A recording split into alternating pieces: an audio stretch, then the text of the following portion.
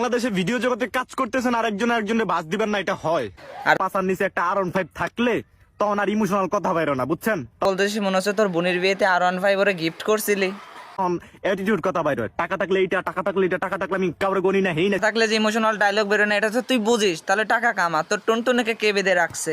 একজন কষ্ট করে বাইক কিনেছে, টিকটকারদের মতো রাতে চুরি করে না।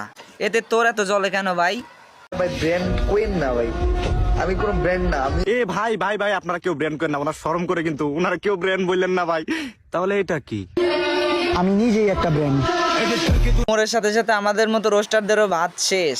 এখন টিকটকার, এখন রোস্টার হয়ে গেছে। আমার কোনোদিন কথা বলার ইচ্ছা ছিল না, ভাইটার নিয়ে নেগেটিভ ভাবে আমি কথা বলার কোনো ইচ্ছাই ছিল না আমার। বাগানে তুমি হাঁকতে গিয়ে হাগা না বেরোনোর কারণে তুমি ওমরকে নিয়ে কথা বলতেছো।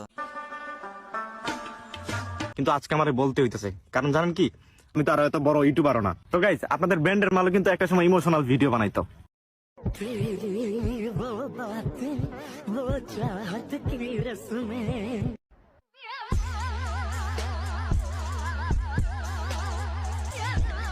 মানে কি বুঝলেন? মানে আর কি, মানে তো একটা জিনিসই, যে তুইও এলেক্স সবুজের মতো ওর নাম বেছে ফরে উঠতে চাচ্ছিস। তোরাই সবচেয়ে বড় বেজাল।